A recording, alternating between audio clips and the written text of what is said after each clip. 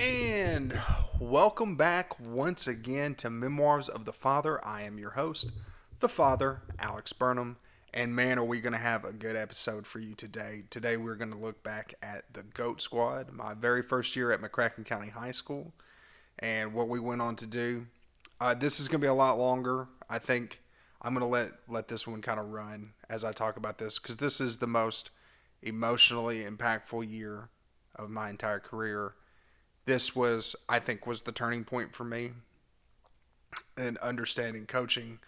I think I would get even better the next year, but as far as like putting myself in the right path and putting myself in the right direction, I felt like this was the year that really kind of kicked things off for me. So I'm very excited to get into that, to talk about my boys and a lot of the people that I got to have on the team and how close I was to so many different people and everything that went into it. To me is one of the most incredible stories, but you know, it was my story, it was their story, it was our story. And maybe not everybody's going to think the exact same way that we do, but for us and what it meant the absolute world to me. Next week, we will do our review of high school nationals and the divisions that I get to watch. I was looking through, I was like, man, 4 days of this. Whoo, buddy, it's going to be a long one for absolutely sure. But I'm excited to get into this episode, and I don't really want to take any more time. So if you are, traveling for high school nationals, and this is where you're getting to listen to this, happy to give you something to listen to keep your mind off of the travel and all the annoyance and stuff like that. So I'm hoping to get all this done and just let it run. So this will be a great video for like a long format for, if you're traveling and stuff like that. This is a pretty good opportunity to get something to keep your mind off and keep you focused, or maybe my rambling puts you to sleep, but I guess we're going to find out. So I don't want to waste any more time, so let's go ahead and let's get right into the GOAT squad. Now, where we left off in our last video, I had just come over to McCracken. This is probably in April of 2016 is when I first came over. Now, I don't officially get hired until several months after this. When I first came in, I did the interview and I did all that stuff, and I was just coming over there helping out, helping with their guys and stuff like that, just because I wanted to. I hadn't officially been hired at this point. Like the school very much had a process that they wanted to go through. You interview all the candidates, go through all that, and then select it. So there was no real guarantee that I was going to get this job. I was just taking a chance, and I wanted to look like I was serious about it. I wanted to look like I was dedicated to it. I wanted to have a knowledge of the team and what they're going through. And I was like, if I'm going to be able to be here, I need to know these things so I have a way to kind of connect with the team, because it's already going to be, I think it's going to be a drastic challenge for me, because I'm coming from a place where I was a competitor. So there may not necessarily, there could be some resistance to me because of where I came from. And I need to come out and as early as I can set the tone and set the message that, I'm all in on what we're doing here. I am invested in your growth. I'm invested in your development. I'm invested in what's going to put us in the best position possible. So I started coming to a lot of the practices and stuff like that. And that's a lot of what it was. I was actively studying, actively out there and showing that I'm focused, that I'm of a certain skill level when people see me do things, I feel like it lends a little bit more credit. They're more open to listening to me because they've seen that I can demonstrate exactly how it's supposed to be done.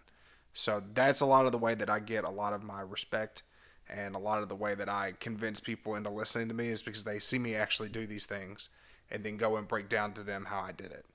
So especially in this scenario, this is really important for me because I'm with a whole bunch of people that don't know me, don't know who I am, don't know really anything about, other than that I was a coach. They don't really know me or anything like that. So it's really important for me to kind of set that tone and come out and try to earn my respect, because I didn't feel like I had a lot of that before. So I want to demonstrate that I'm someone that you can listen to, that you can take advice from.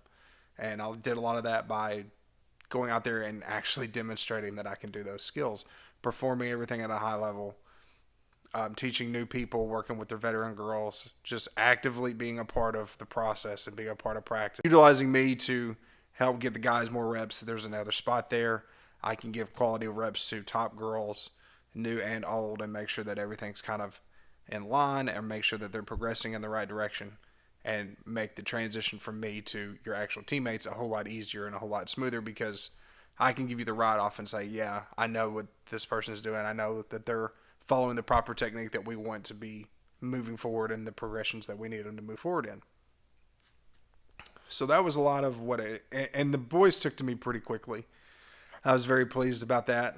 It was not really, it wasn't really a rough transition at all. I think the first day was maybe a little awkward, but there were people there that did know me, one or two, and once I got to stunting and once I got to getting out there and giving good input and advice that worked to people, like it didn't take very long to kind of win them over. But a lot of it was just figuring out, getting a chance to come there and be in front of the practices and demonstrating that I can do stuff. Obviously, works to my advantage.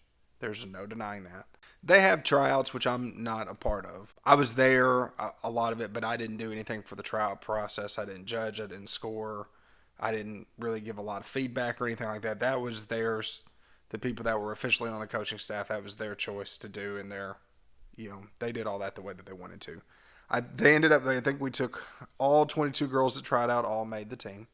It was a pretty healthy number because you're probably going to put 17 on the floor in the medium co-ed division, or 17 or 18. I think 18. So that gives you 4 extra alternate girls.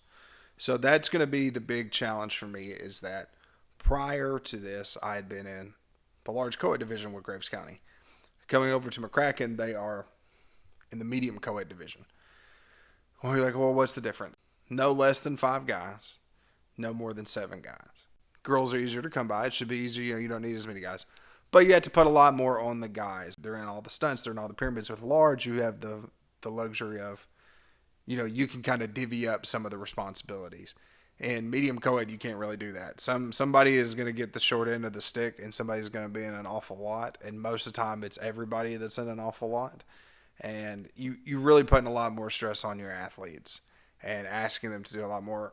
And then the influx of having additional girls is an increase in tumbling and an increase in jumps, an increase in motion and performance factor and energy level. All those things change by the difference between having a male and a female, which those are not initially going to be my problems in the beginning. Specifically, what I'm over here for is stunts. The guys, we took 8 guys, cut 2. So returning, you had Colby, you had Kathy was an incoming senior. You had Crenshaw was returning, Will Harper was returning, Brett Green was returning, and then we had picked up Zaming, Ethan Johnson, and Parker Lyon. Those were the 8 guys that we took. 4 returning seniors, 1 new senior, and the other 3 guys were juniors. So we were a little older on the guy end. Some of them took to it real fast. Like Christian was picking up on things pretty well, which was good for him being a senior. Was like, in order to take him, you would have to demonstrate, like, he's going to have to be on the floor. Like, you're not going to take a senior and not use them. So he's got to be progressed enough that we can use him. And he was tall. And then Will and Crenshaw were both kind of coming into their own, really starting to break out. Crenshaw was quite a bit ahead of Will initially, at least. And obviously Colby was an absolute stud. He was a main piece the year before. He was coming back, and I think he'd had some problems the year before because he was wrestling and like having to cut weight, and like he had stopped doing wrestling this year. He was in fantastic shape, looked healthy, looked very, very strong, and did things at a really, really high level. And he was, the senior guy. Like, he was the best guy on the team. He had a very strong personality, but he was very, very focused on winning. That was his whole goal. And a lot of people followed that same thing. Crenshaw was very much of that mind. He wanted to win. He had a competitive background in other sports, and his focus was on winning. He was a very, very strong competitor, very, very great energy guy. Very much, those two really controlled the big narrative with our team. Kobe was the guy that everybody looked up to because of his talent, because of his skill. And Crenshaw was the same way. Now, Crenshaw wasn't as good of a stunner as Kobe was, but he had much better tumbling than Kobe did, or more tumbling. And both of them were very focused. They were very attached at the hip. Like, all these guys pretty much bought into the very same idea. They wanted to win. They wanted to be competitive. They were very upset about what had happened to them the year before with, They were in first in prelims, and then in finals they fell all the way down to like seventh or eighth. Really bad performance. So this team is a team that's very, very motivated to come out and do a lot of things. And the guys have got a good mindset. Like they're very open to whatever is going to put us in a position to win. We want to follow, which is a perfect scenario for me. That is exactly what I need. That's exactly what I can latch onto. That's exactly what I can grow to, because I'm coming in of the same mindset. Like I'm very upset that I've lost the last several years, and I'm very angry, and I'm very motivated, and I'm very driven. And now I'm around, all these guys that had the exact same mindset. It ends up being a lot more to them. I mean, the girls were very, very driven themselves. We had Adia and we had Taylor Smith. There's some tough girls right there. Like that is a pair that's tough and mean and will get down, but important pieces, important people. We had so much talent. We had Landon. We had Taylor Puckett. We had incoming girl Megan, which is really the only one that I really had to work on this first year. So many different people, so much talent. It was unbelievable. It was a really, really good group, and they were very close together. I found that out very quickly. Like the girls really took together pretty quickly, because a lot of the girls had been around. We had a big senior group, a big junior group, so a lot of those girls were all kind of close knit, had been together on the team for a while, and they took to the young ones pretty well. Which I don't think we really brought in a bunch of freshmen that I remember. I remember Megan and Brooklyn, and then we took the Turnbow, and then Abby Brookshire. I mean, we had some new girls that weren't freshmen. Like Bree had just come onto the team. I think she was going to be a junior, and Jenna had come onto the team as well, and her older sister Hannah. They hadn't been on the team the year before, but they were all not freshmen. They were all older kids. So it was a really good mix. But like I said, those girls really took to each other, and a lot of the guys were already close to that. Now Christian was already friends with those guys, with Kobe and Crenshaw and Will and all them and Brett, and all those guys were close knit. And Kathy just fit right in with them. He was their friend. They brought him in, and and then the other guys, they really took to Saming really, really well, and they broke Ethan and Parker in pretty good. Ethan was a sophomore. I'd said that they were all juniors, but he was a sophomore. So they broke those boys in pretty well. But like I said, the young guys did a really good job of focusing and looking to and listening to what the older guys said. They were very disciplined in that they would listen to them. They were focused on getting better, which is a little odd because this is a very unique group. As competitive and as strong-willed as they were, they're also a little rambunctious, and they like to get into some problems, and they like to have fun. They like to have a good time, and they're a rough bunch. We'll get into some of their antics because they were kind of lawless in some ways, but they were, like I said, in practice, like I never had a problem with any of these guys ever. They were fantastic to work with. It was so smooth. Like I said, just they were in a position where they were fired up, and I already had a lot to fight for too. Like I want to prove that I'm as good as I think that I am. I think that the work that I've done over the last several years warrants me being worthy of being a champion, and all these kids feel the same way. Same way. We have the same story. It's a very, very different details, but the plot points are all the same. We're both mad. We both want to win, and we're both driven to do whatever it takes. So, like I said, immediately all this stuff is clicking for me. It's awesome. I love this. And I still don't know if I'm going to get this job. I get a call one day while I was at work from the head coach, Jennifer, asking me if I could come to the choreography camp that they were going to go do in Lexington. I can't remember exactly how it came about, but they were going to have an extra room. And instead of canceling the room, they just were going to ask me if I wanted to go. And I guess, I don't know if they had ordered too many and then like our guy numbers had dropped, but something had happened where they had ended up getting an extra room. Asked me if I'd like to come. I was like, absolutely, I would love to do that. So that gave me a lot of hope that I was definitely going to be someone that was going to get hired. Now I'd known Jennifer obviously for a really long time from when she was coaching at Reedland. I'd met her since I was in high school, And she'd always been really nice, super, super easy to work with, super easy to talk to. But I've never done any kind of extensive work with her.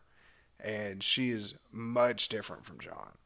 And choreography camp is where I really start to see a lot of that. And now I'd already noticed a lot of that, stuff at practice because some things are the same. Like we're focused on introducing people to counts, but with being in medium co-ed and having lesser guys, there are shifts to focus and finding ways. She's very much oriented on finding ways to make practice productive for everybody. We're going to divvy up a lot of our time. We're going to work on this. We're going to work on that. I felt like with at Graves, it was very much, we're very heavy stunt oriented. And we had a little bit more of a balance with McCracken. Working on tumbling, spending time working on the dead mat and getting accustomed to that. And a lot of work on our stunts as well. But like I said, I feel like we kind of divvied it up and made it to where, we're going to focus a little bit on this, on here, on there. And then if we really need to hammer something out, we'll work on it. And that was kind of the way that those went. So we get to camp. It's in Lexington. We're at the old Kentucky Elite. I think it's a premier gym now that's in Lexington. Once again, real nice gym. Been here before many times. And we're going to do choreography camp. And it's pretty simple. I mean, when we are putting together the guys, it's pretty clean cut. Like we know really what we're going to do. At one point during the summer, we had lost Brett, which is, he was a senior, and that was unfortunate because I think he just was like bills and stuff. Like he wanted to have a car and all this stuff. He needed to work, and it was something along those lines. It didn't matter. We ended up getting Brett back, but he was gone initially. So we make a decision over the course of camp of like who else capable of being on the floor for the guy perspective, because we've got 8 guys. You can only put 7 on the mat, but we don't have to, because like now that we've lost Brett, we're down to 7 guys, so we can put all 7 on the floor. But there are things that we have to pay attention to now that I didn't used to have to pay attention to before. So because we compete against like Graves County, who's going to be a large co-ed team. Now, large co-ed teams are expected to have more stunts, but it's like I said, there's no division like that for us. So the correlation is the number of stunts you put in the air versus the number of guys that you have on the floor. It needs to be around a certain percentage to be considered full credit. Okay, that's the trick for this, and we are focused on trying to get to state for them the first time. This is a team that they won nationals the very first year that medium co-ed had existed, and then the 2 years after that it had been a little bit rough. So this was a division that really hadn't been claimed, but McCracken was a top team almost every single year. They were the ones that were consistently and regularly at the top that could snatch this and grab a big hold on what was still a really new division, one that really hadn't taken shape on what it was going to look like. But the focus also was to try to get to state. So McCracken had never been to state before. The 4 years prior to that, that we had been competing against each other, Graves County had beat them every single time at regionals, and only the winner of that regionals was the one that qualified. So we have to keep that in mind while we're putting together this routine. So I think we ended up going 6 guys, and so you're putting a little bit more stress on your guys. But the routine was put together in a way that I thought was really well. I mean, the stunts. The odd thing was that when the stunts got put together, they were the same stunts they had done the year before, the ones that they had messed up on. Low to highs, and then toss extension down stretch. And a lot of that is because, when guys are working on stuff, and a lot of the returning guys, that was the stunts they had seen everybody do the year before. So for them to feel like they're at that level, that's the stunts that they're going to chase. Because low to high is a good stunt, but you don't really see it that often, even in college. So it's something that you really have to go out of your way to work on. Because most people are going to do like toss live, toss stretch, toss QP, those basic, very basics. And a low to high is basic. But, you just really didn't see a lot of people do that, not just pull it out of your pocket. So a lot of the guys, they had seen their teammates the year before doing it, and that's what they focused on. So when it comes times to, you got to have super elite skills, and this is the super elite skill that every guy can do because it's the only one they've been working on. It was a really good experience just getting to be there with the kids and watching. I'm doing some stuff on the first day, like with the stunts, but it's just kind of playing around with all the different ideas. And like I said, everything's really good. The energy's good. They're focused. This is the team's first chance to bond together. our first chance to kind of work together. And I came back to the hotel that night, and a lot of the guys were just ice bathing. And I'm just in my room, just chilling by myself, just relaxing. It's super nice. I got two big beds. I got a just gigantic TV, and I have the room to myself. And boy, I didn't get that very often in cheerleading world. But when I tell you, man, I had to look like such a diva. Like I come back, I took a shower. I had sit there. I had on my shorts and my t-shirt, and I was propped up on bed, had my feet propped up, just living the best life. I was watching football probably, just oh man, living the dream. And there's a knock on the door, and I go and check it, and it's all of the boys. Like all the boys are outside my door, and I was like, what? I was like, well, you guys can come on in if you want to. So they all came in, and they had told me that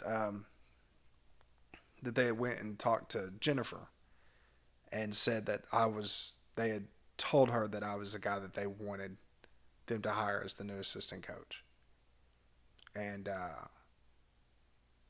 that meant a lot to me because that meant that they trusted me. All the stuff that I had been doing was kind of, it was at least good enough to win these guys over. And it was one of the first times I've really ever had a group of people say, hey, we believe in you. You're our guy. You're the one that we want. You're who we have faith in and trust. And that was, oh man, it meant the world to me. Because I want to be respected and I want to be appreciated. And I understand that it's different. I understand that it's not always about all that stuff, but for all that I've given and all that I'd done up until that point too, to hear them come out and say that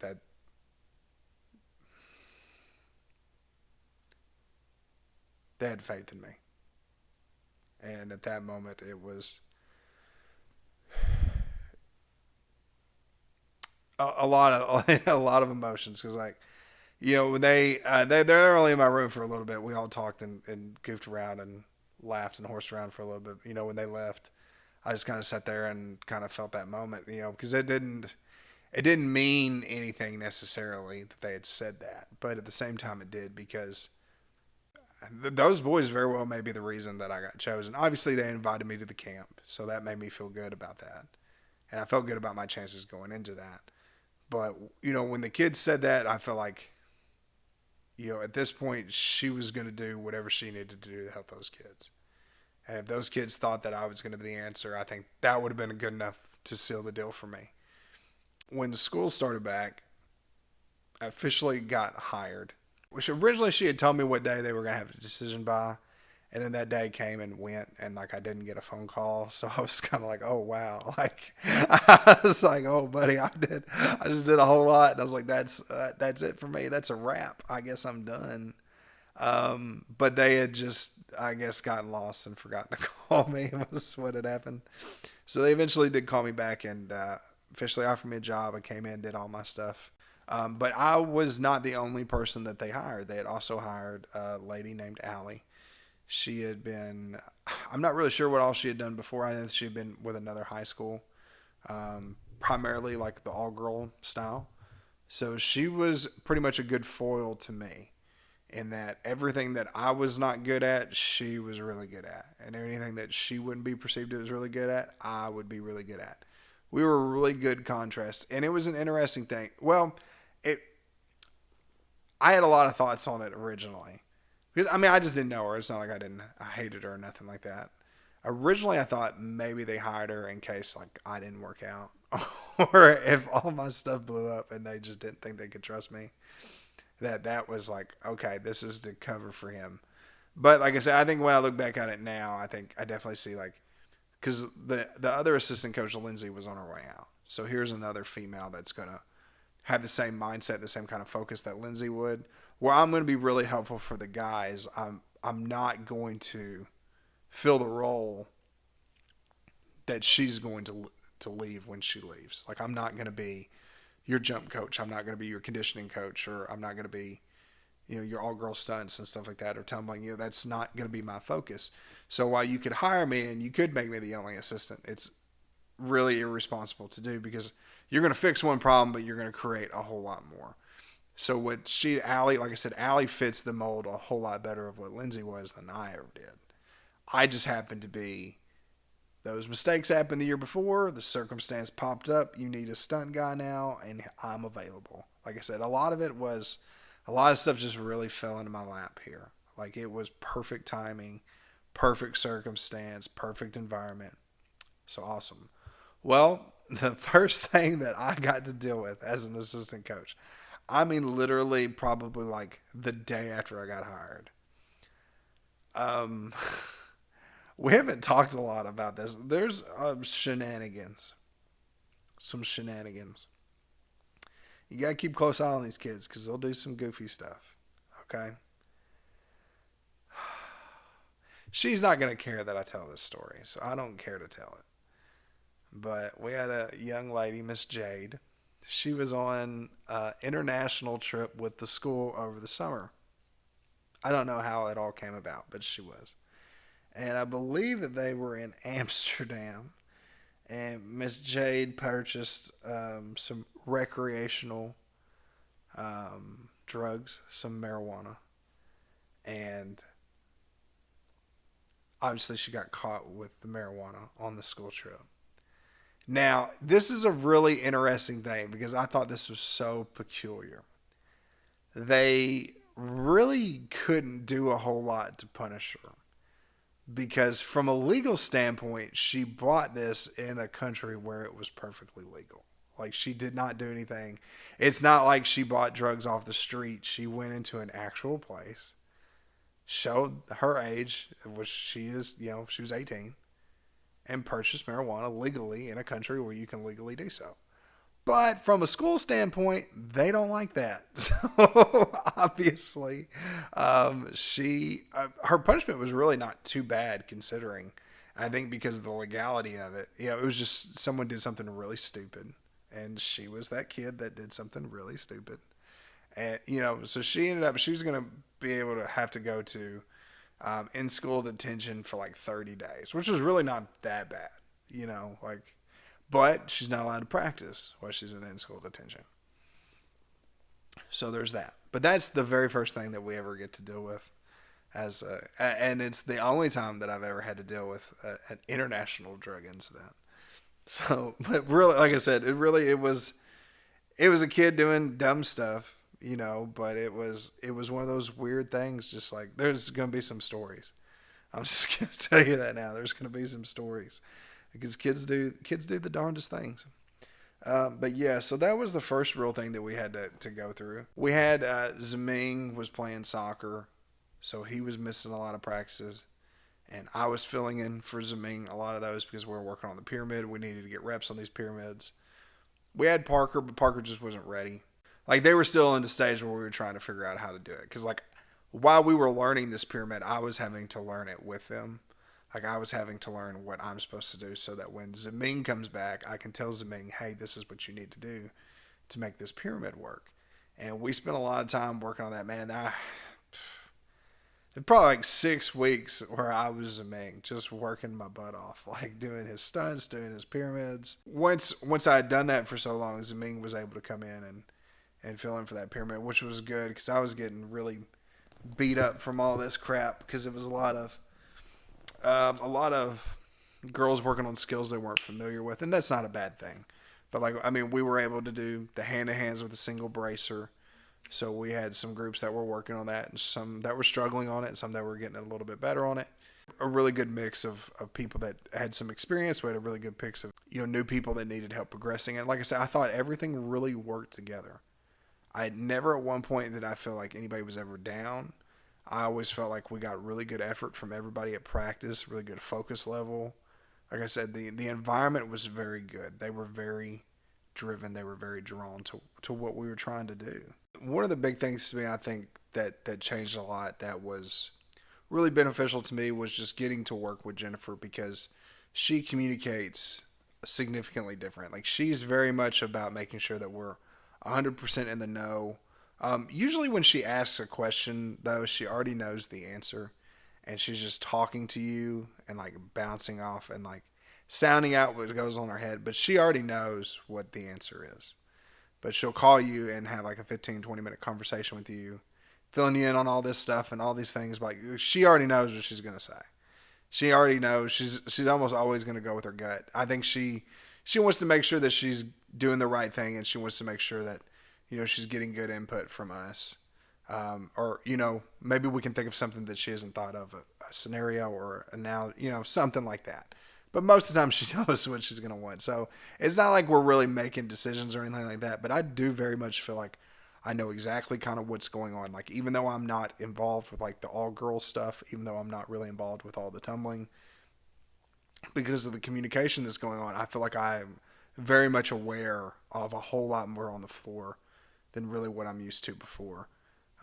That to me was the big difference, was getting my input. And I would be left alone to kind of work on these stunts and work on these things, work on this pyramid, or branch off. And like I was given a whole lot of responsibility. I was given a lot of room to kind of stretch and like let my brain kind of wander and be a little bit creative with some stuff. So I was really enjoying that. To me, it was such a different environment. This is what I wanted. That was a big thing for me, as I feel like I finally had a lot of the things that I wanted. These kids really respect me. They look up to me. They listen to me. I feel like I'm a part of this process. I feel like I know what's going on at practice. Everything's going the way that I would want it. Like if I was going to write a fairy tale book on a great comeback, this is it. Like it's going in that direction. We go to Bluegrass Regionals. This was in obviously Lexington. We've talked about Bluegrass Regionals a ton. So we are getting ready to try and get our bid for UCA Nationals. We've got our routine together. I don't think we had hit our routine at this point going into this. Like I said, we took the floor with 6 guys. We had an ugly performance. It wasn't perfect, obviously, for November, but we did hit. And I was so excited to be there. Like, I'm dressed up. And they almost told me that I was overdressed because they were, it's regionals. They just had on T-shirts and blue jeans. Like, they didn't. Not everybody else got dressed up the way that I did. But like I said, it's kind of been burned in my mind. I got to wear the sweater. I got to do all this stuff.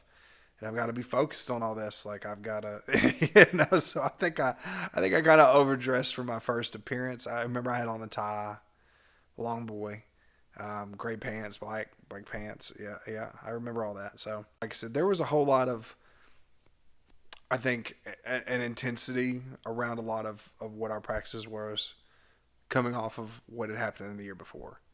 And you could always tell there was a little bit of tension. Like even with Jennifer, there was a little bit of times where I felt like I think because of the performance that they had, I think that she was going through a point where she was kind of questioning herself a little bit and overthinking that stuff that she already knew was right and that to making the right decision.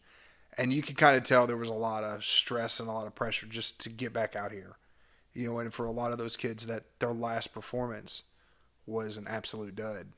And they want to come out here and clean the slate. And this was a really big competition for the head, for the mentality of coming out here and demonstrating like, we need to step up. This is our first chance to prove that that's not who we are, that that's not how we're going to be. And honestly, I don't remember if we had any competition. It wouldn't have mattered. Like I said, we hit the routine. There was a little bit of pressing, a little bit of fighting on some stunts, and it wasn't super clean. We had hit. It was a step in the right direction. It was, a big celebration for that. I remember being really excited and banging on tables and stuff like that and getting really rowdy. Like that was validation for them because that was them putting a stamp on, hey, we're ready. We can hit this routine. This is already a really hard routine, and we really didn't change it a whole lot from what we started with to what we ended with. There really was not a lot of change, which is rare. But I mean, we were capable of hitting right then. And, we knew the next couple of weeks we were going to have to go and compete against Graves County for a chance to go to state. And there was obviously a lot of intensity on my side. So, coming out here and having this performance and solidifying that we're capable of hitting, solidifying that we're going to have really good energy, a lot of things that we wanted to do, and getting them their confidence back. That was an important step in this process, and we did just that. Like I said, I don't think it could have gone any better. I'm on cloud nine. I feel fantastic, and we get to see Graves' routine, so we kind of know how we're going to stack up against them. And that's a lot of what we talk about over the next couple weeks and going over these practices is like, can we do this? Can't are we in the ballpark? Are we close? What do we need to work on? What do we need to focus on? What do we really need to put emphasis on over the next couple weeks? The intensity on my side is pretty high because obviously some of them are not very happy that I left. They're not very happy that I've come over. And for my boys, the way that they viewed it was, they want to go to state. They've never gotten to go, and the only reason they've ever gotten to go is, them. And they're very intense about it, very competitive. Like it's not a bad thing. I mean, it was rocky, obviously, between them. Like I said, the relationship had kind of been deteriorating because of the competitiveness between the two for a while, and then me coming over really did not make that any better. Because some people didn't understand why I needed to go. I didn't make it any better either because I was pissed off. I had something to prove too. Beating a team of that caliber, that Graves County, that's a champion, that's consistently a top team, being able to do something like that, something that no other team in McCracken's history has ever been able to, that's validation. And we won it. I think like the week before we had like a big team get together at somebody's house. I know me and Jennifer were there and a lot of the kids, and it was just like a game room and stuff like that. And I think they grilled out. We were just eating and, just some team bonding time. And, as time dwindled on, people were leaving and I was sitting there with the boys. It was me, Colby, Crenshaw, Will, Brett, Kathy, all the senior guys. We were all sitting there. We were playing cards and just talking, and we were just shooting it, just talking about it, everything, and, being guys, just bonding. And this is really the first time I've done this with like a big group of guys. But, a lot of the conversation going around is like, they want to win. And, the way that they talk about it is the same way that I do. It was that desperation. And it was, one of the first times that I could look into them and I could see it that same way that I felt, that hunger and what it does to you. The way that it kind of claws at your head sometimes, the way that it can push you, the way that it can drive you crazy. I understand that. And I understood that there was a lot of sympathy and a lot of empathy from me to them in that moment. A lot of people don't get the opportunities to do it. So when you do get the opportunities, it's important to make the most of them. And these guys understood that. They wanted this. They thought that they've done the work. They thought that they've been great. They thought that they deserved this. And I felt like they did too. And to come up short and to have those things that get in your way and derail you and having to find ways to get around it, I could see it. All that clicking in their head right there from that conversation. It was a late night, but it was a good night. I felt like we were all really focused on what we needed to do. Going into this, this is a good one. I brought the regional trophy from the year before that we had won when I was at Graves County. They had just given me the trophy. Like it was a regional trophy. It's like it didn't matter. So I brought this to practice at McCracken. And I pulled it out and I showed it to every single one of these kids. And I said, this should be yours. This should be sitting outside in that trophy case, not sitting in the back of my closet collecting dust on it. I was like, this is what it's about. This is what we're trying to win. And I understand to most people this wouldn't seem like a big deal, but when you don't have it, when you've never done it, it is a big deal. And I talked about how amazingly talented that Colby was, how outstandingly talented that Adia and Taylor was. And I said, you've got one of the best all-girl bases in the country. You've got one of the best co-ed top girls in the country. You've got one of the best co-ed guys in the country. Teams with talent like that win things like this. That's what you got to do. And there's a lot more people than those three that I could talk about. There's so many people. But you got to rise up to this. Rise up to everybody's level. Intense practice. intense practice, boy. Jennifer had always told me that these guys they wanted someone that was going to be aggressive, that yelled and got intense. And I was like, well, honey, call me. I'm your Huckleberry. I like to yell and I like to get intense. And to me, this is an intense thing. It's like I said, that level of focus and that drive, it can be very maddening sometimes. And sends all kind of emotions, everything going through your head, that level of focus, that pressure, and it pushes and it pushes and it pushes. And, sometimes you got to yell at yourself. You got to get in your head. It's an intensity where you just got to attack it and be so determined. Intensity is good if it's in the right direction. Whether if it's a negative, obviously that's bad. But if you know how to shift and control your emotion, all that anger and intensity, you can find ways to productively let it out. And I'm very good at doing that. I'm a good talker anyway, but I like to get hype, and I really enjoy this chase and this hunt. And like I said, I've got a room full of people at this point that are very much of the same idea and the same mind that I am. And I'm given freedom to do things like this. I'm given freedom to get intense. And boy, let me tell you something. Those kids will tell you something. I can spit fire when I need to. If you need someone to get in your head, to get you motivated, I can do it. And obviously bringing that trophy into practice and setting it down there for them to stare at, something that should have been theirs. Well, if that doesn't light the fire, you know what's going to. Everything leading up to the warm-up room, really that's probably where things started going haywire. And this is never something that I'd ever had happen before. But McCracken had always been considered a high-energy team. So they feed off their energy, their excitement, and everything that they do on the floor. There's a lot of energy. You go back and watch any of their performances, you'll know exactly what I'm talking about the minute that you see it. There's a lot of energy. There's a lot of intensity. And that energy kind of builds up a whole lot before. Because like I said, this is a rowdy bunch, and they get loud, and they have a lot of energy. Well, it's not just on the floor. They have it all the time. But if that energy crashes, then you don't have anything to feed off of anymore. And this is a team that's very much fed off of the moment in some ways, or has a history of feeding off of the moment. And the reason why I bring all that up is like we were in the warm-up room doing tumbling, and like the energy had kind of been building up already. Like we were all kind of stationed off in the classroom, been split up, stayed focused, talking about what we're going to do, tape up, do our little warm-up, and then we go back to the warm-up, the actual warm-up. The energy's been building. I think they just couldn't wait to do that. Like there was a lot of confidence, a lot of feel good about this whole team. Like I said, they were very much driven.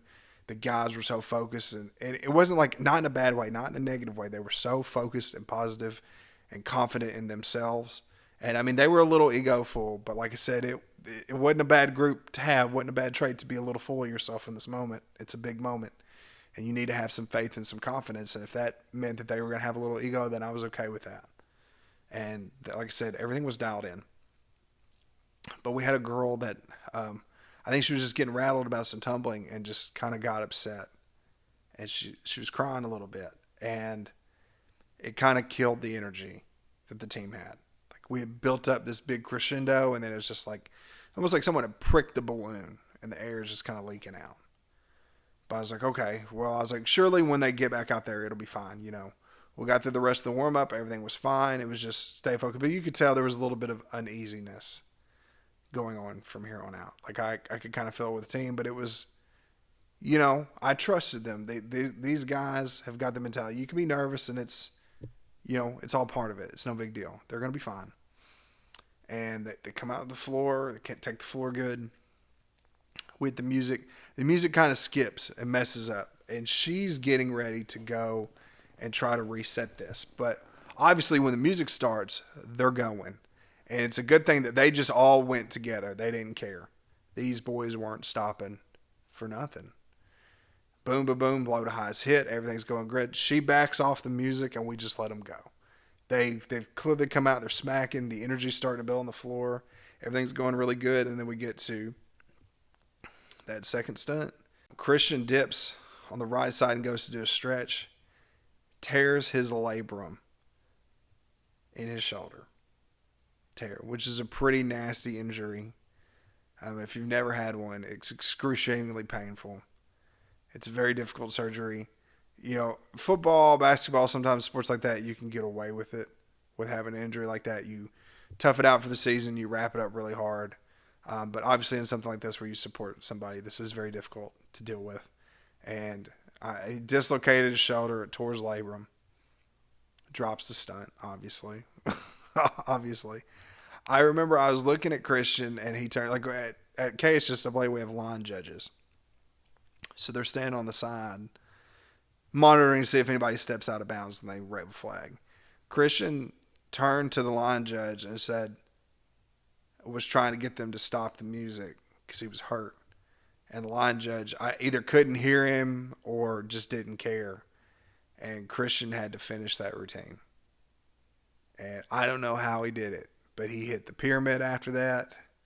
He hit all the stuff he had to do in the cheer. I mean, he has pushing and fighting, but, really we had the one mistake, and then he really had to fight to get through the rest of his routine. But they did so. So I was like, well, one drop. It's not terrible. I was immediately concerned about him. Like when the music ended and when he came off the floor, it was obvious that he was hurt. It was obvious that he wasn't faking it because of just the way that the rest of his performance was after that. Like, you knew that he was in some pain. So the first thing I do is I go to Christian. I got to get him. We got to find the trainer, get him set up, get him iced up, get him wrapped. It's not really a guarantee that anybody's obviously going to hit in this competition.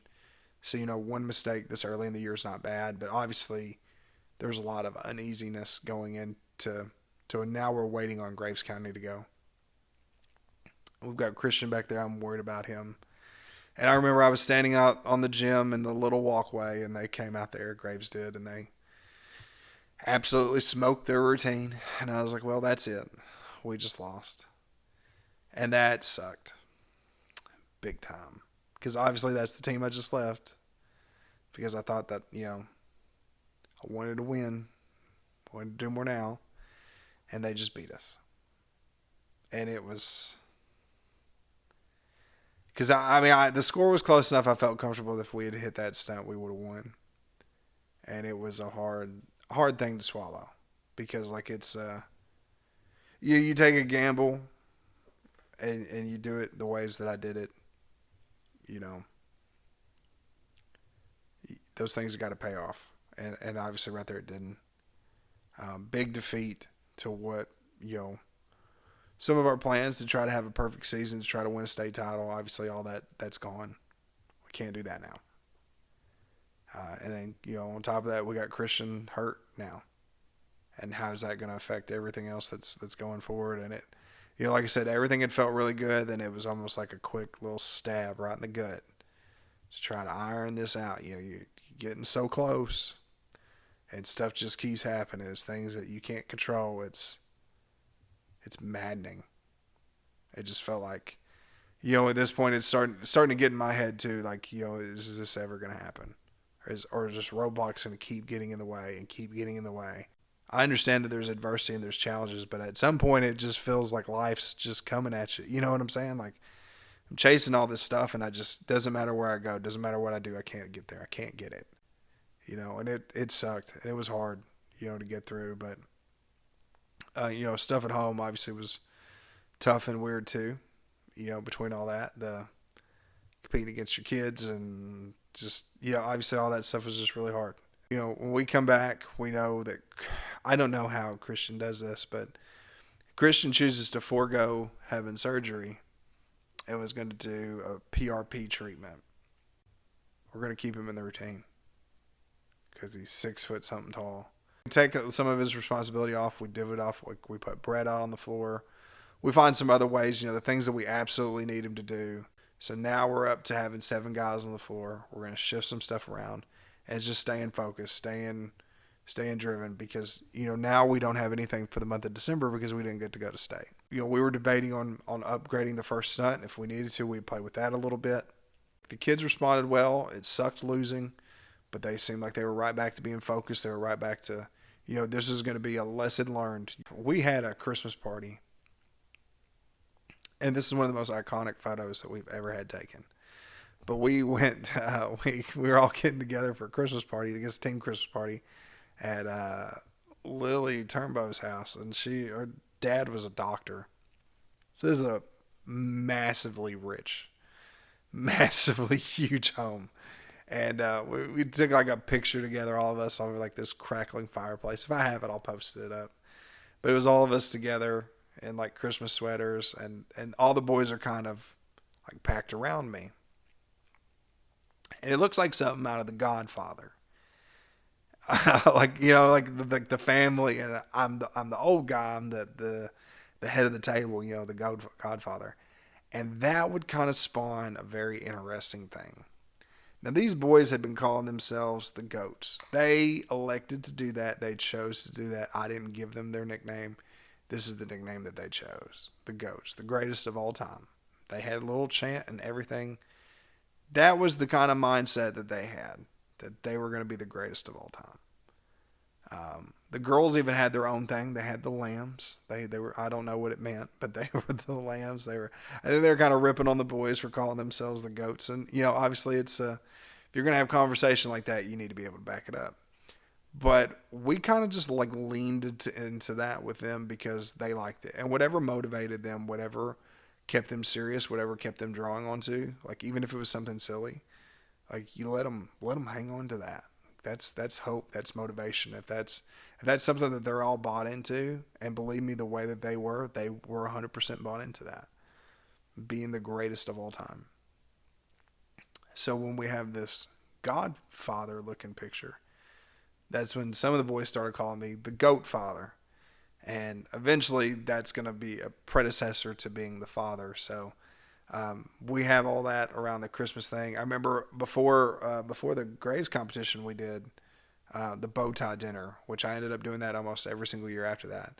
But like the night before regionals competition, we'd all get together and dress up and wear bow ties, get really cleaned up nice. We'd go out to Texas Roadhouse or Texas Outback Steakhouse, whatever it's called, and have us some steaks and sit there. And we would, like I said, we were doing a lot of stuff together. We were bonding a lot and putting together traditional things. Like I said, the bow tie dinner was a tradition that I started, and they're still doing that today, even though I'm not there.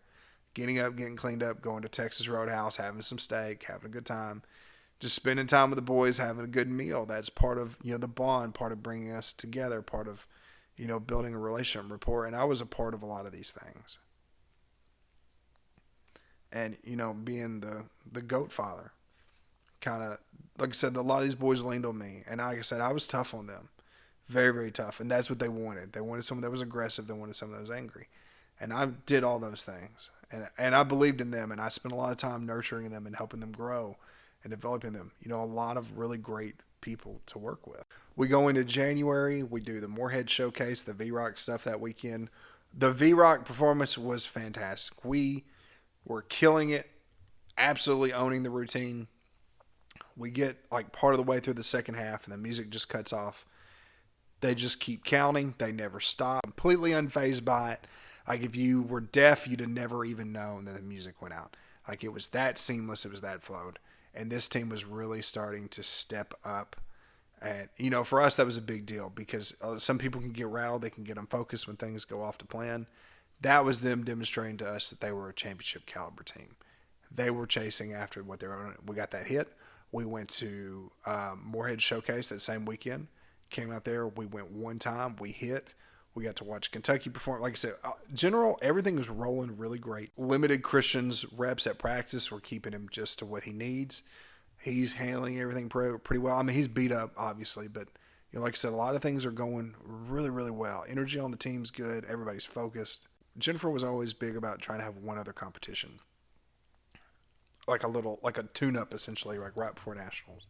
After driving 6 hours to Moorhead and 6 hours back home the weekend before, the next weekend we drive up to Northern Kentucky University for a competition that they're having there. And that's about another 6 hour drive for us. But we went up there and we were going to do this one. There was several teams in our division, like just a co-ed division. We went ahead and we put old Parker out there. And, it was his first time competing. We put everybody out there. There was no medium, large. It was just co-ed. We could put up to 30 people. So we put all the alternate kids that we could. We just loaded everything up the mat. We found somewhere where you could do something useful. we took that as an opportunity to give all these people reps and give them all an opportunity. It wasn't going to fundamentally change what we were doing in the routine, then we were okay with it. So we just went out there, and the performance was a banger because the kids had such an intense energy going into this because it was, we didn't know it, but at the time, but they were going to do like the champion, the co-ed champion, and they were going to do like a grand champion. And we were kind of talking on the bus, and I was like, guys, I don't know if you guys know this. I was like, but I've never been a grand champion before. And they're like, obviously they had never been a grand champion either. So we were kind of getting hyped. Like, this is a very small competition.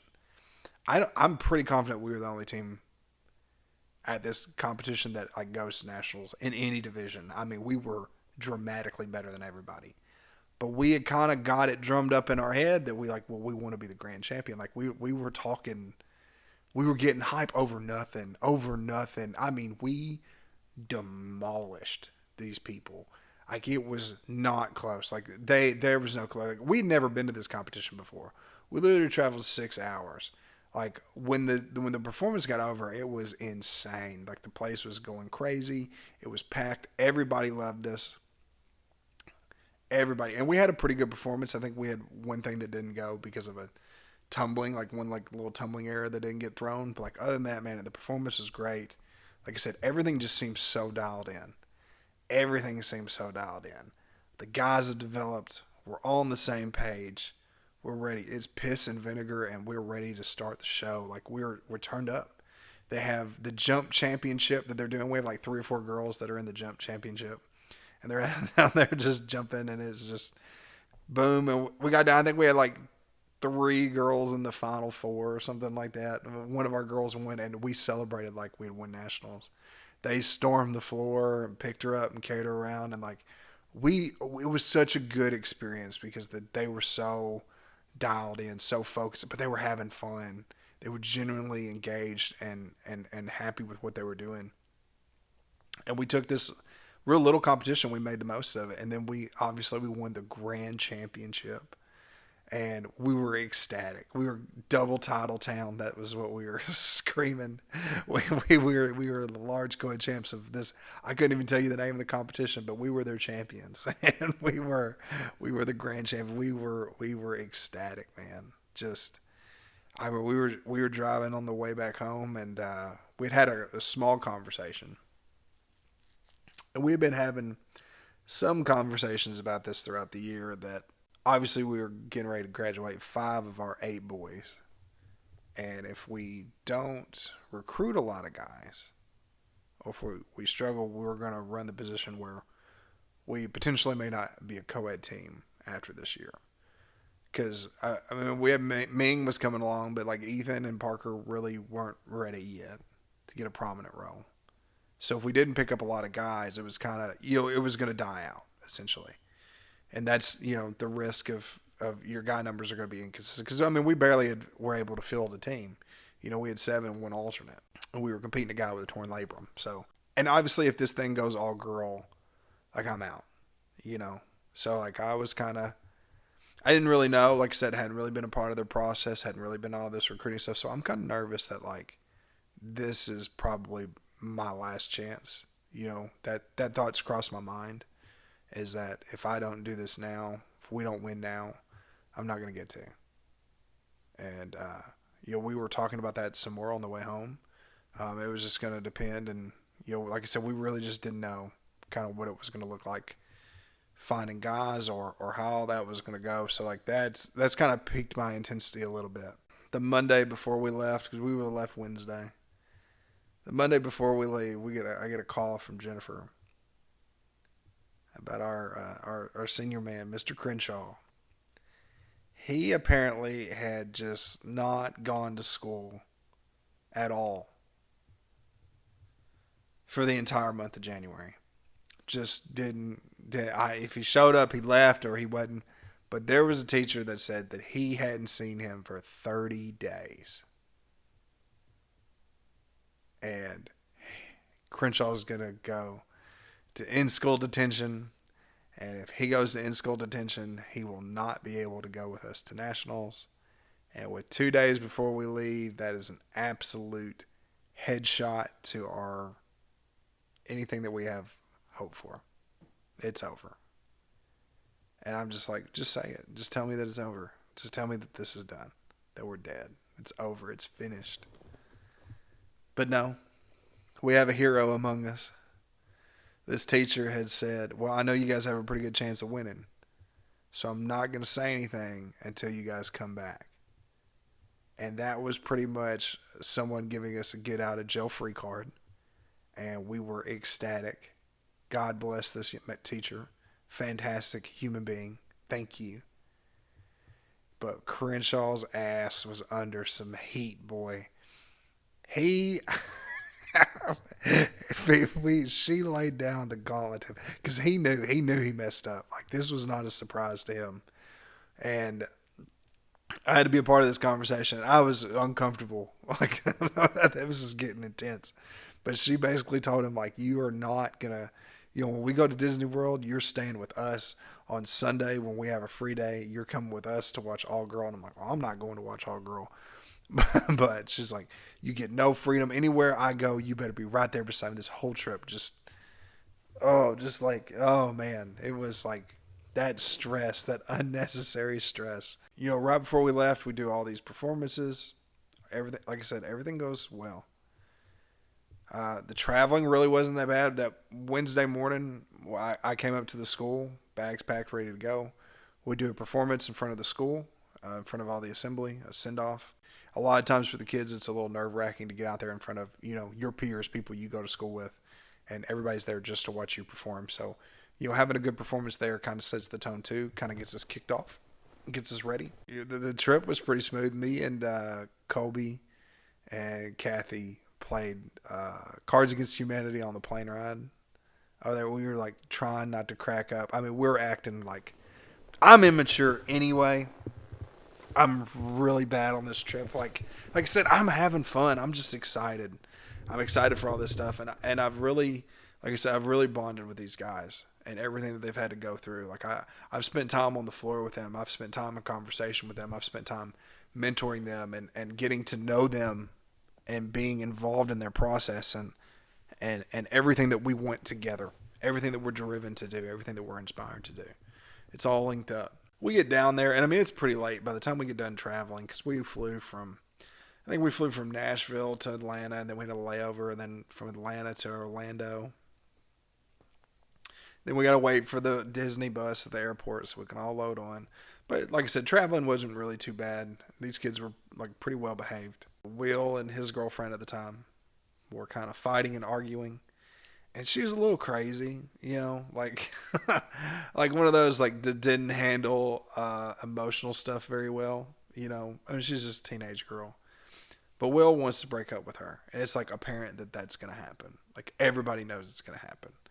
But he's trying to wait until after nationals because he's afraid that she's going to turn into like a psychopath or like lose her shit or something like that. So it's like, well, okay, Will you just suck that up for me for the next few days? Like they were kind of, I noticed them some on the plane. I was like, just suck it up, Will. I was like, you got 1 week. I was like, if it's going to keep her chill, I was just suck it up and be a good boy and let's take care of business. That's all you got to do. When this is over with, you can be done with it. I don't care. But I need you to focus up for me. This is why you don't date your teammates. On Thursday, we went, team tradition, every Thursday, go to Animal Kingdom. They've been doing that before on Reland, so we do that, and it's not just us, it's us, the kids, the parents, everybody, like everybody that's traveling with the team. So we're rolling pretty deep. I mean, we got a massive group of people with us. All that's good. We come out there, and I think we practiced that night. We went somewhere. We didn't practice on the football field. I know we went somewhere. I can't remember where it was, but we came back, and the practice was not good. We were not focused or fatigued from being at the park or whatever. I didn't like that at all. And I got all the boys together in one of those Disney hotel rooms. And we sat down there, we shut off the lights. I was like, we're just going to talk. I think that I'm really good at what I do. I think that I'm a good coach. I think that I'm great. I think that I deserve to be a champion. But nobody knows my name. Nobody knows who I am because I can't win. so nobody cares. That's the way that I viewed it. That's the way that I thought it was. I was like, look at every single one of you guys. Like, if you don't do this now, you don't have another chance. This could be it for us. This could be our only opportunity. Everything that you've got going against you, I'm tired of that. Like, I don't care. Like, I've waited. I've done the work. We've done the work. We're going to be better than that. We're going to send a message. We're going to demonstrate. And I mean, I was getting fired up. I was getting hot. And like, you could feel the boys, the energy. The boys were feeding off my energy. They were feeding off that intensity. Because I was pissed off. Because I did want to win. I have given my life. I have given my body. I have put myself through this. I do want this. I do deserve it. But when you go out there and you have performances like that, you have practices like that, when people look at you and they can see that you're weak, they're going to feel it's like blood in the water. And the sharks are coming. You got to step up. You got to send the message that you're prepared. How do you beat a man without fear? You got to put the fear in him. And the way that you do that is by demonstrating what you're capable of. We didn't do that. But we spun it. Like I said, I got to talking. Those boys were fired up. Those boys cared about me. And we got to talking about what we wanted to do and what we wanted to prove and what we wanted to win and what we wanted to be a part of and what we were going to change and what we were going to do. Breaking streaks and clapping cheeks. That was that was the thing. We got hyped up. And like I said, from that moment on, the energy changed. On Friday, we practiced twice on the football field, once that morning, once again in the afternoon, a little bit later. Amazing practices. We were killing it. Our last full out, I mean, you get out there on that football field and it's like teams are just jam-packed, everybody. Like I said, it's nice that they lay down some grass out here now. It's not concrete anymore. I remember when we were performing, we were doing a full out out there, as much of a full out as you can. Our energy, our intensity was so insane that at one point, nobody else's music was playing. Everybody on the football field was watching us do what we do. They had captivated everybody. The energy, the intensity, the difficulty, the drive, the confidence. Energy speaks. Energy talks. Energy draws eyeballs. And they had it.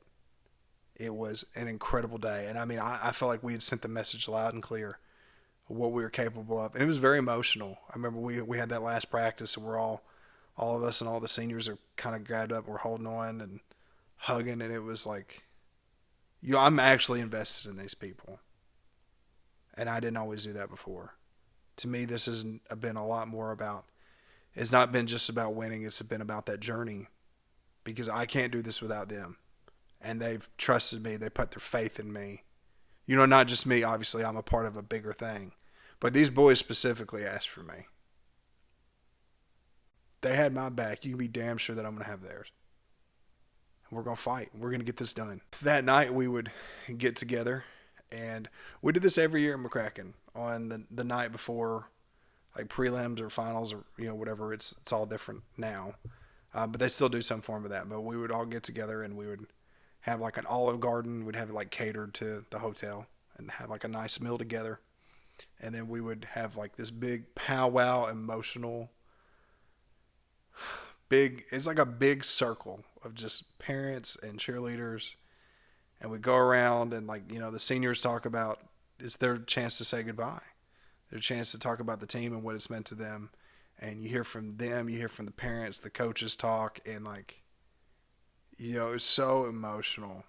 And the boys, we all had a moment together where we were huddled up, just in front of everybody, just us guys. And you could see just how together we all were. We were so focused on what we were doing and the love and the energy. And it wasn't just, it was everybody. I talk about my guys a lot, but the girls were important too. And building bonds with them and working with the top girls, working with everybody. And it's everything that we did, it was so together, was so cohesive. And not everybody on this team was best friends. It's not like they all liked each other, but we were just all so drawn together.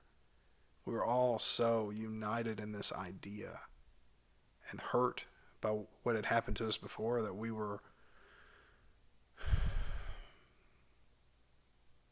a perfect storm. And we were getting ready to run all over everybody. We got up on Saturday morning. We would go do our guys' breakfast that Raymond always does. Raymond was one of the assistant coaches that would, he lived in Nashville. He'd been with them for forever. and he would come in, periodically when he can. But he's great for keeping you focused. Great for his mental understanding. He understands a lot of stuff. He's really good about controlling emotion, controlling energy, directing traffic, and directing response. And he likes to get all the guys together every single morning. We go down and we have breakfast together as a group.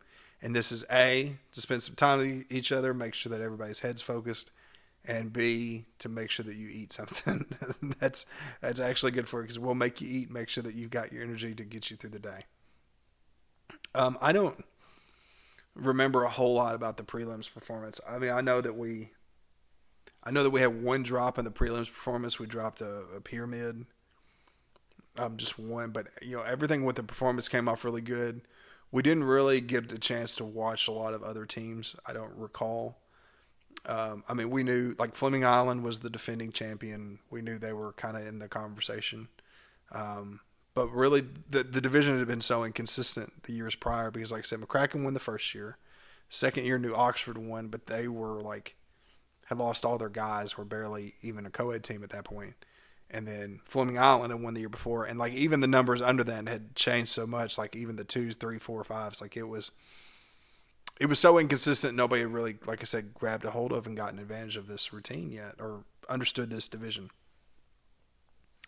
So when we got done, instead of coming back to the hotel because we had such a quick turnaround for prelims to finals, we just stayed over at ESPN Wild World Sports. Went over there to where that baseball field is, and we were just sitting there chilling, waiting, because we only were going to have a few hours. It wasn't going to be long. I think we had ordered them food to let them eat or something like that. We kind of had all that stuff planned out ahead of time.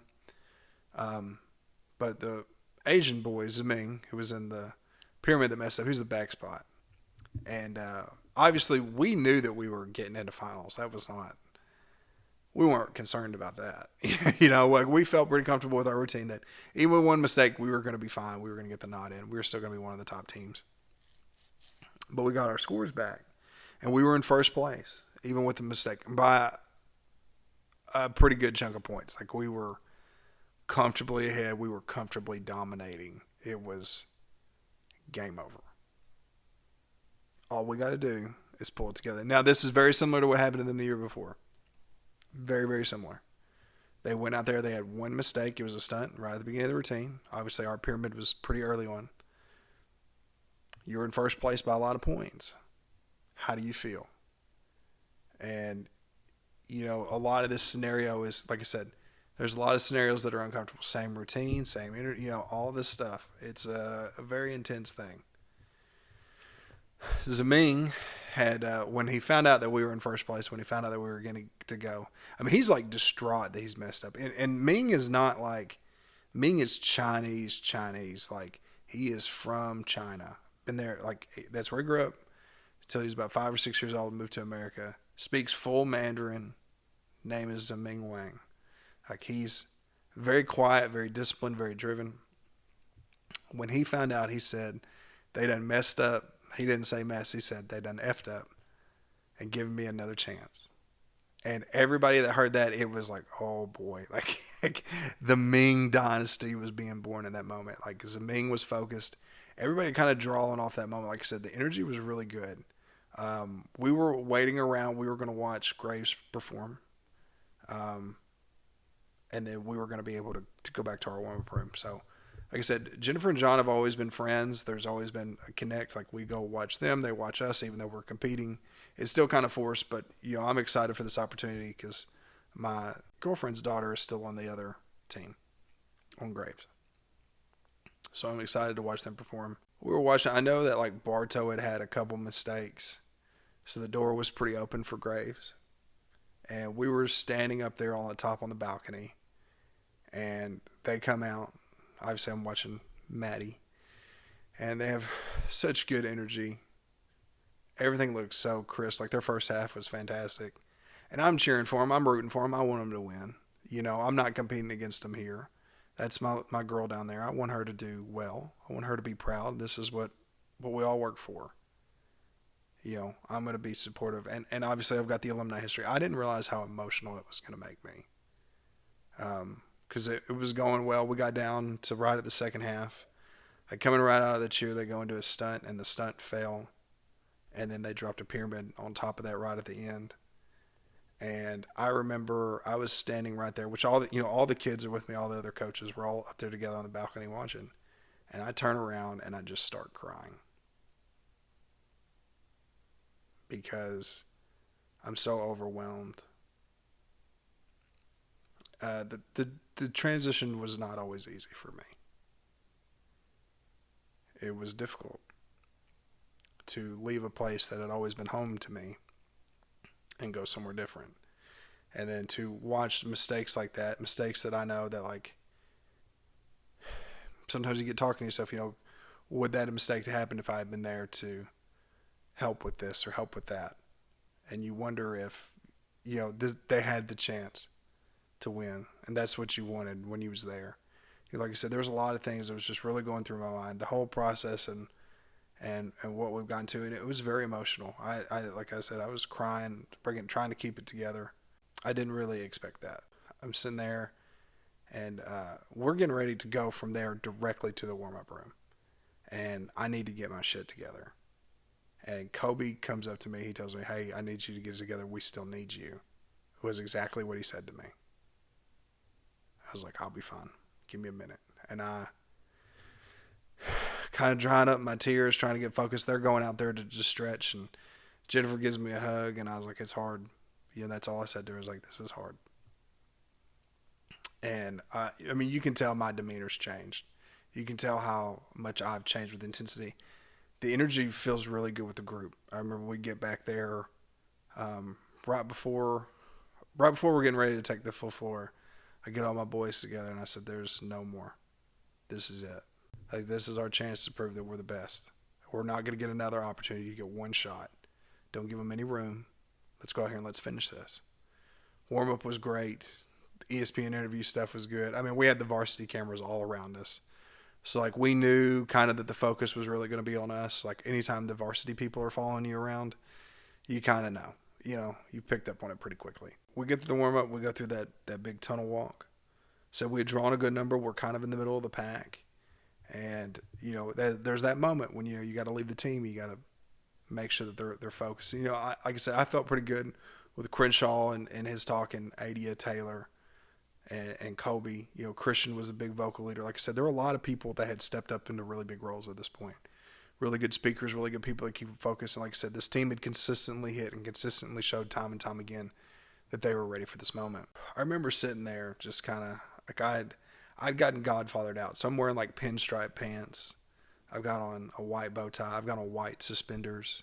I'm like, I look like the Godfather kind of deal. So like I look kind of goofy, to be honest with you, but the kids were into it. But we're sitting there. I remember I'm waiting, and I'm just praying. I'm like, please, God, like, just let them get through this.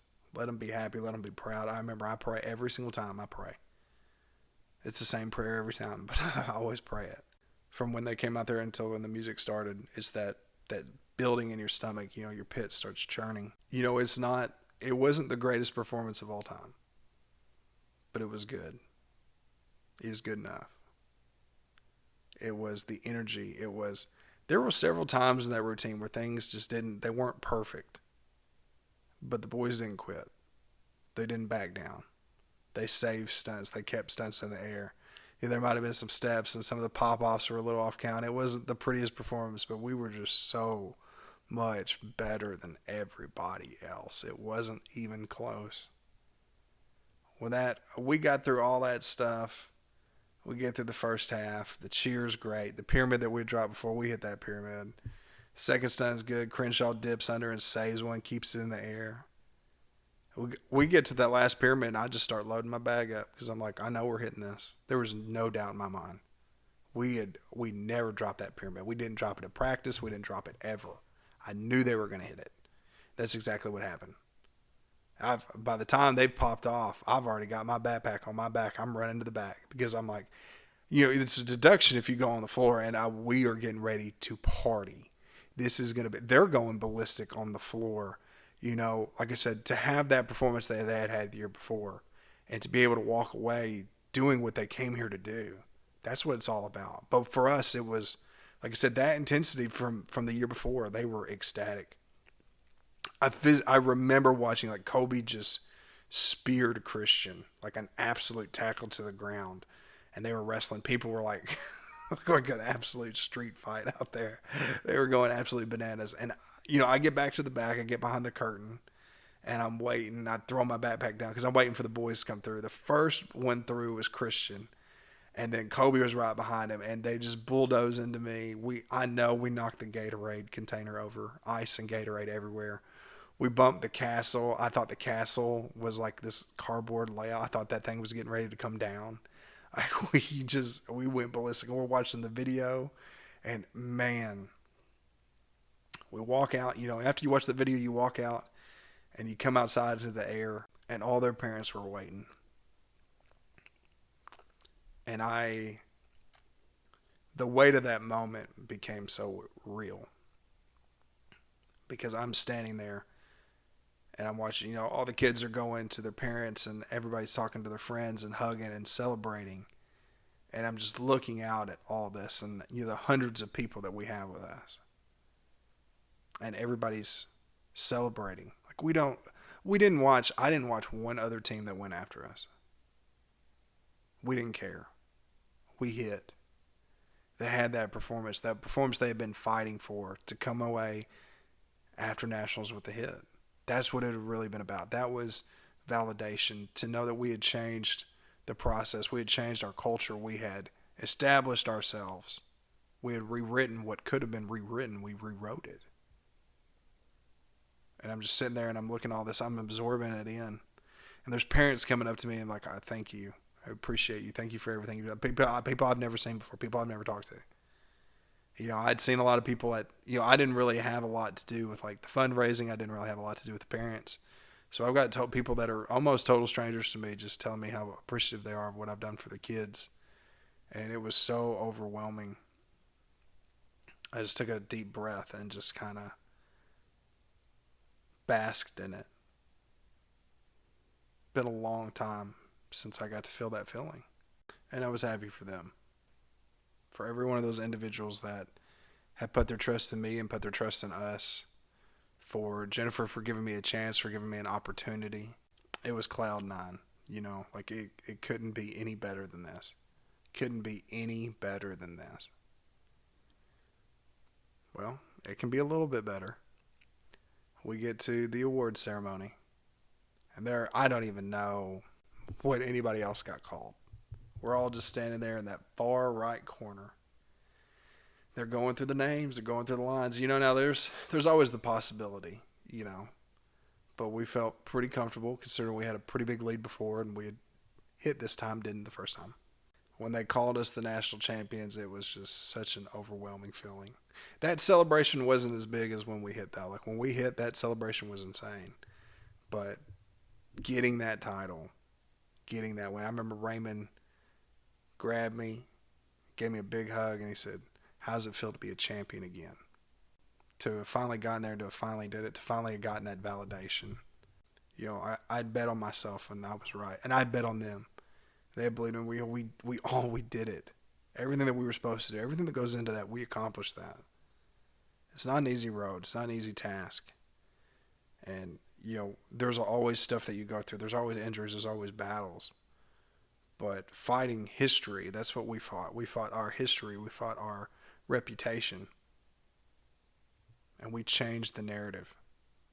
We won, we hit, and we won. And not a lot of other teams today, even in the program's history, can say that. We hit and we won. And we did it while talking a lot of trash as the coach squad. I remember, they went and got their jackets, and you come out of that hallway, and people were crying, and people were excited. And my girlfriend, obviously, she came up to me, and she was like, you can't leave. You have to stay here. They love you. They appreciate you.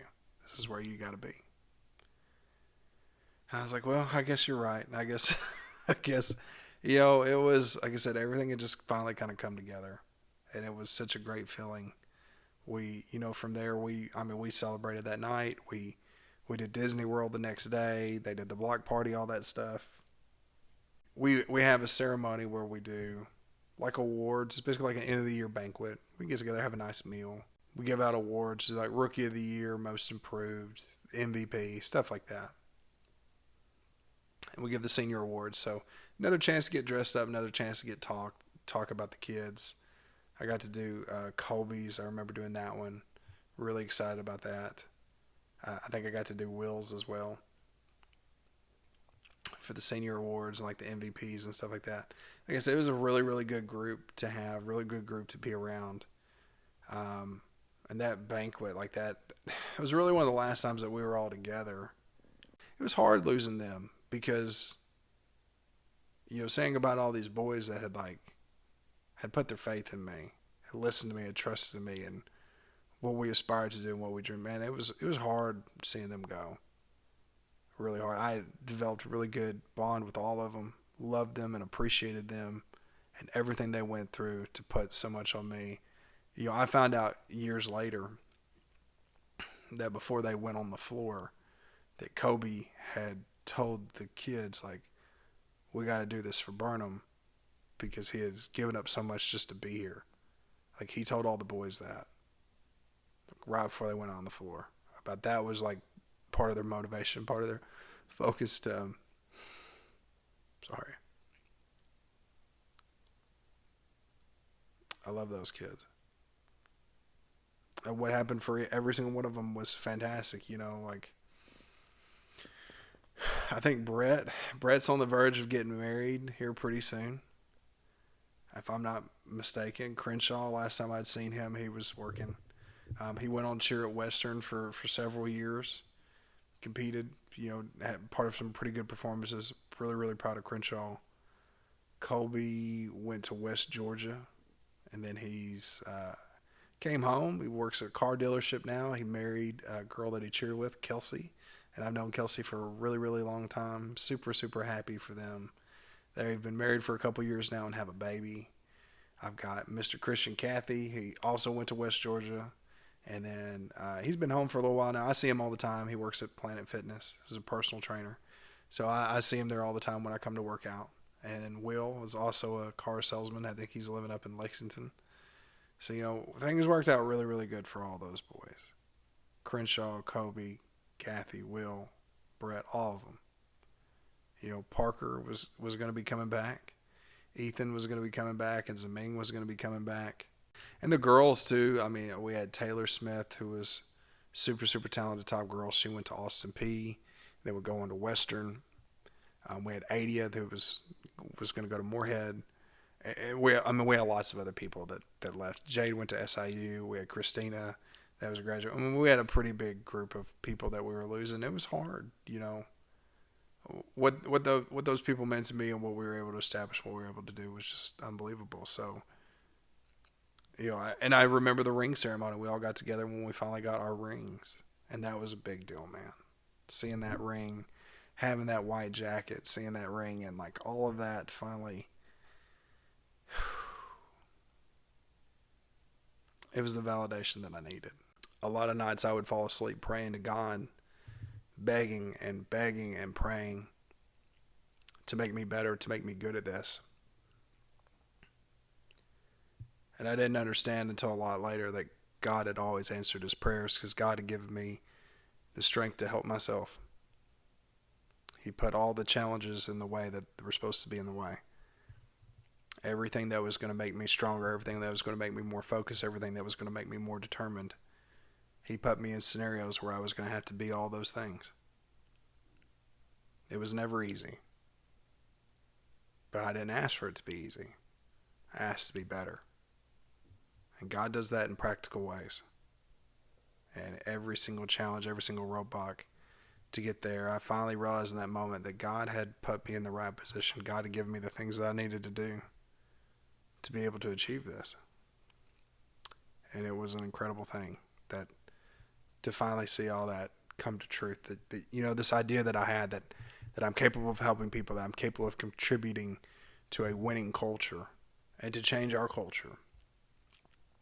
People are always going to ask, why is this the GOAT squad? Well, it's not the hardest routine. Not in the program's history. It's not the best execution. It's not the best performance. It's not the highest scoring routine. In fact, I think it's one of the lowest. And the GOAT squad kind of became the ghost that everybody wanted to chase. Everybody wanted to be that moniker, the gimmick, the greatest of all time. But you couldn't. They weren't the GOATs because they had the greatest routine or the best routine. They were because they changed the culture. You can't recreate our story to recreate the scenario to produce a team like that. You can't overcome that kind of adversity unless you go through that adversity. It's the way they did it. It's the energy that they had about it. It's the way that they fought and they believed. It's the way they never backed down. It's the way that they were undeniable. It's not being the greatest. It's not being, we got to do something that nobody else can ever do. We changed history. We changed culture. We put ourselves on the map. And like I said, I always feel like that was kind of a ghost for some people. Like everybody after that was chasing that gimmick, chasing that moniker to be the GOAT squad.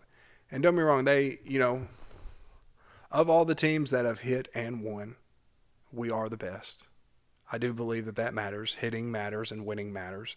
And if you do both, I think that matters. And we are the best team that did both. But, I think a lot of people chased that. They wanted to be the greatest of all time.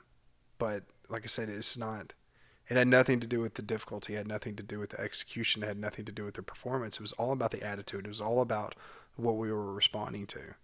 To having that 7th, 8th place finish the year before, to being embarrassed, to being ridiculed, to standing in front of the world as a champion. That's when you know you did something. And we were proud of that. And I was proud of them. And I'm proud of everything that happened with them. The road that they set me on. I still talk to a lot of them to this day. We've only been together a handful of times since then. I mean, I've seen a lot of them several times. But we've only all been together, I think, one other time since this. Me and all those boys. And, it was very satisfying, too. That win satisfied that urge that had been boiling in me for a long time. And, like I said, the conversation was pretty clear. We were kind of uncertain going into the next year if we were going to be co-ed anymore. We were uncertain if we were going to get enough guys or really what the direction. So, like, my mind was kind of shifted, like, this might be the only win that I get. But I was okay with that because this was the win that I wanted. I came over here with the idea of I want to win at least once. And this is the team that can win. And it, like I said, perfect scenario, perfect storm, it all worked out for me. Worked out great for them. We got what we wanted. We achieved things. We did it the right way. We had a good time. We would end up getting some more guys. We'd end up being able to go forward. And we will talk about a lot more of that next time. But like I said, what I really want to put a stamp on is that you got to have faith in yourself. The way that they did. There is a different level. It is a level of focus and a level of execution where you don't care. You're undeniable. Odds, statistics, possibility, probability. No logical sense is able to decipher how you're able to do what you do. There is a state of mind that you can get in where it doesn't matter how hard or how difficult it is. It doesn't matter what the scenario or the situation or what the pressures are. You're capable. And this team knew how to do that. Every single one of them. They could flip that switch and they could turn it on. And when they turned it on, they did what they were supposed to do. But it was not built by want. It was not built by desire.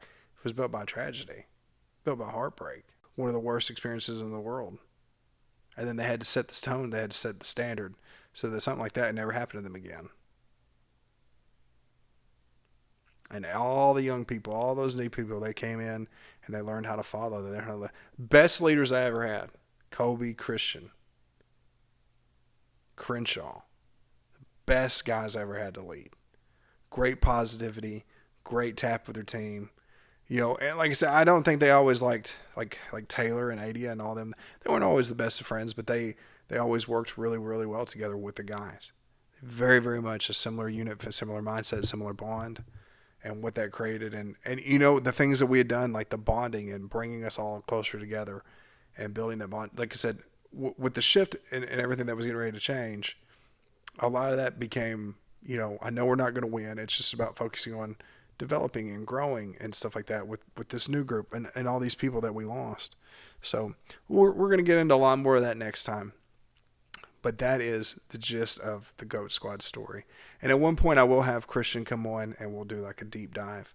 I've already talked to him about coming on and talking about this stuff and do like a deep dive. And I think I'm going to get together with Parker as well and do a really big expanded deep dive. But I really wanted to get this one out there because there are going to be some people that are coming out that are coming hungry, coming ready to win national championships this weekend. And I think it's important to hear a story about what we had to go through, what we had to do, and getting in that right mindset. Intensity. A lot of people have that hard time pulling out that intensity out of themselves until they're in a scenario where it needs to happen. And by the time that scenario comes along, you don't have the experience, you don't have the capability, you can't handle the situation.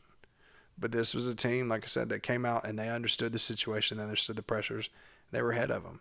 And that's what a lot of you guys are going to be going through this weekend. Intense competition coming at high school nationals. I'm very excited to sit down. I think I'm going to be watching on Friday, Saturday, Sunday, and Monday. So next week's episode will cover a review of high school nationals. But thank you guys so much once again for this. This is obviously the GOAT Squad, my first year. And we're going to talk a little bit more after this episode with the review next week. I'll bring in Caleb and we'll sit down and talk about the 2018 season. And we're probably going to talk about the 2019 season as well. And that'll probably be a lot different format from this because we'll be having some back and forth. So I know people will be excited to hear more than just my voice rambling on for a long time. But, thank you again, once again, for all your support. Thank you for everything that you guys are doing. Liking my videos. You can follow me on TikTok. You can follow me on Instagram. You can like and subscribe and, share my content. Like I said, if you're traveling, I pray for you. I pray that you stay safe. I pray that you stay prepared and ready. And, just keep your energy good. Keep your vibes up. Keep your energy up high. Focus on what you're going to do. Breathe and take it one step at a time. But that's all I got for you today. I'll see you guys next week on Memoirs of the Father.